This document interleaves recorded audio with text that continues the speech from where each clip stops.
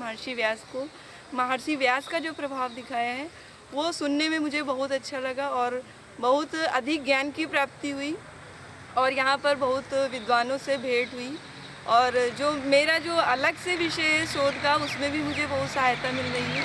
और इस व्यास महोत्सव में हम देख रहे हैं तो एक महोत्सव ही लग रहा है, क्योंकि कहीं पर चित्रकला प्रतियोगिता हो रही है, कहीं पर विद्वानों की गोष्ठी हो रही है और कहीं पर वाद विवाद प्रतियोगिता हो रही है। और ये 13 दिसंबर से लेकर के 17 दिसंबर तक का आयोजन है, जिसमें हम संस्कृत साहित्य के और विशेषकर महर्षि व्यास को पृष्ठभूमि को लेकर के जो आयोजन हो रहे हैं वे बहुत देखने योग्य हैं। और मुझे इस बात की बहुत प्रसन्नता है कि यहाँ पर आने का मुझे अवसर प्राप्त हुआ।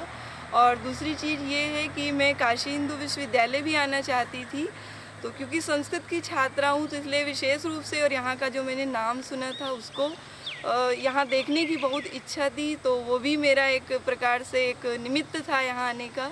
और विशेषकर यहाँ पर जो सभी आयोजक हैं, संयोजक हैं और छात्रगण हैं और जो शिक्षक हैं, उनका जो सबका समायोजन और यहाँ का जो एक वातावरण बन गया है वो लग रहा है व्यास में। बहुत बोला। मैं डॉक्टर मीनाक्षी राय काशी हिंदू विश्वविद्यालय के संस्कृत विभाग से संबंधित हूँ। मैं यहाँ पर व्यास महोत्सव में आयोजित शोध छात्र संगोष्ठी में अपना शोध पत्र पढ़ने आई हूँ।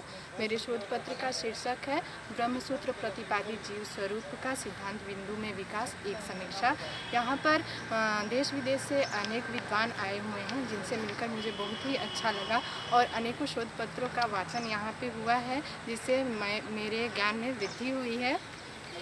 और जो भी महर्षि व्यास का वाङ्मय, महर्षि व्यास का भारतीय वाङ्मय पर प्रभाव इतना विस्तृत है कि केवल संस्कृत भाषा ही नहीं अपितु हिंदी और अवधी इत्यादि भाषाओं के भी ग्रंथों के ऊपर उनका प्रभाव दिखाया गया है, जिसको सुनकर बड़ा ही अच्छा लगा।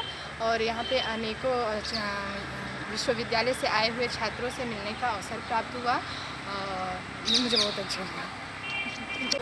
मैं वीणा कुमारी त्रिपाठी यहाँ की काशी हिंदू विश्वविद्यालय की पूर्व स्नातकोत्तरीय छात्रा हूँ और व्यास महोत्सव में मुझे पार्टिसिपेट करके बहुत ही अच्छा लगा, क्योंकि यहाँ पर काफ़ी विद्वज्जनों का सानिध्य प्राप्त हुआ, उनसे ज्ञान प्राप्त हुआ और जगह जगह से आए हुए छात्रों ने भी अपना शोध पत्र यहाँ पे प्रस्तुत किया है और मैंने भी पार्टिसिपेट किया है। मेरा शोध पत्र का विषय है सृष्टि प्रतिपादक उपनिषद वाक्यों में अद्वितीय ब्रह्म तात्पर्य निरूपण और वहाँ आकर बहुत ही अच्छा लगा मुझे।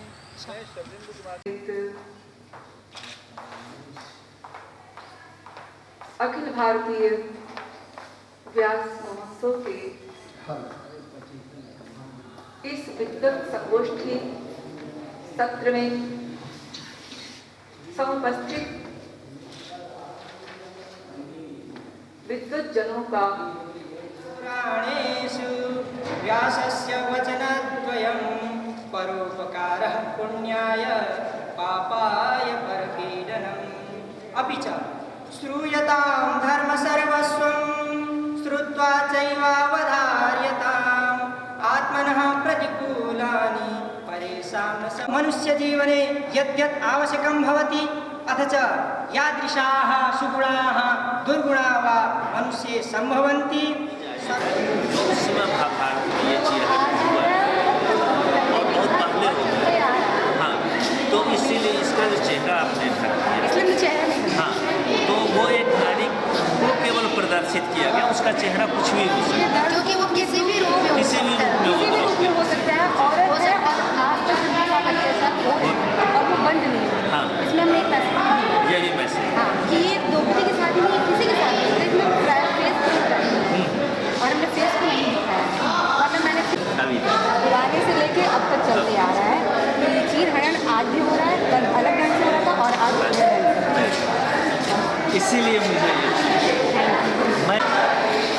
मुझे इसकी जो परिकल्पना है, जो ये दिखाने की कोशिश की गई इस पेंटिंग में, ये भी एक होता है कि सामान्य सा चित्र बना दिया, चेहरा बना दिया, वो सामान्य, लेकिन उसको एक कल्पना में करके ढाल करके एक रूप में दिखा दें। 3 पेंटिंग्स मैंने देखी।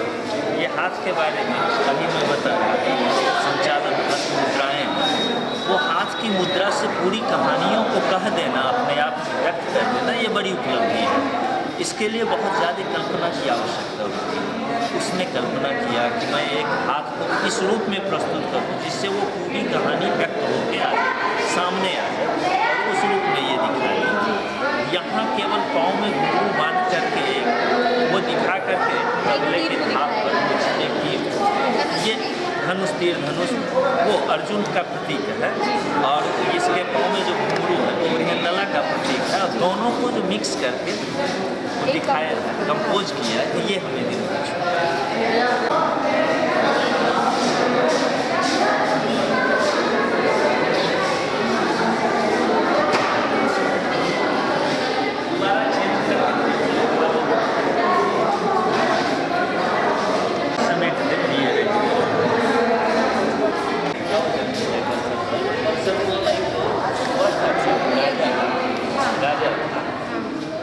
वो ऋषि के आश्रम में जाता है और जाकर के ऋषि को आवाज़ देता है, ऋषि नहीं सुनता है, ध्यान मत पूजा में।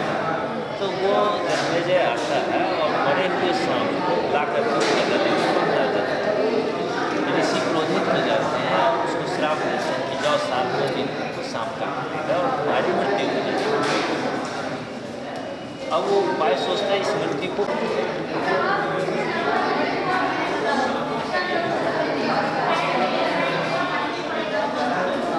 में से ज़्यादातर लोग स्कूल ड्रॉप आउट्स है, क्योंकि इनके गाँव में विद्यालय नहीं हैं और ये अपनी पढ़ाई पूरा नहीं कर पाए। लेकिन institution for culture and rural development जो असम के जोरहट में स्थित है, इस संस्था ने इन लोगों को चुना और इस तरह के बहुत सारे लोगों को 1 वर्ष का प्रशिक्षण ये संस्था इन्हें देती है और समाज में समाज का नेतृत्व और सामाजिक परिवर्तन के लिए इन्हें तैयार करके वापस समुदाय में भेजते हैं।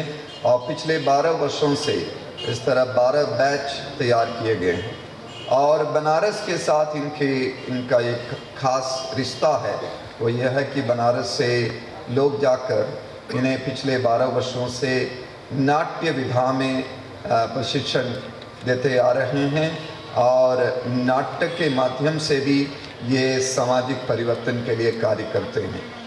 जो बिहू नृत्य है, असम की संस्कृति से जो परिचित है, जो अपरिचित है, सब जानते हैं। असम का सबसे प्रख्यात सांस्कृतिक अभिव्यक्ति है बिहू, और बिहू एक त्योहार का नाम है जो वर्ष में 3 बार आता है। पहले जिस समय हम लोग मकर संक्रांति मनाते हैं या जिस दिन पंजाब के लोग लोहरी मनाते हैं, उसी दिन असम के लोग बिहू मनाते हैं। और फिर अप्रैल महीने के बीच में, फागुन के अंत में असम का नववर्ष की अगवानी में बिहू नृत्य किया जाता है। फिर बाद में अक्टूबर महीने में भी एक बिहू त्योहार आता है और तीनों त्योहारों के अवसर पर गीत और नृत्य, विशेषकर बिहू नृत्य की प्रस्तुति की जाती है। तो कलाकार तैयार हैं। तो लाइफ प्लस नृत्य टोली की तरफ से ये आखिरी प्रस्तुति है बिहू नृत्य। महेंद्र पांडे जी को आमंत्रित करता हूँ कि वो अपना इस विषय पर शोध पत्र प्रस्तुत करें। डॉक्टर महेंद्र पांडे जी, आप वेद विभाग में प्राध्यापक हैं संपूर्णानंद संस्कृत विश्वविद्यालय। हमारे गुरुवर पांडे जी को हम प्रणाम करते हैं। पुनः अध्यक्ष रूप में हम प्रोफेसर पांडे जी को प्रणाम करते हैं। हमारे अग्रज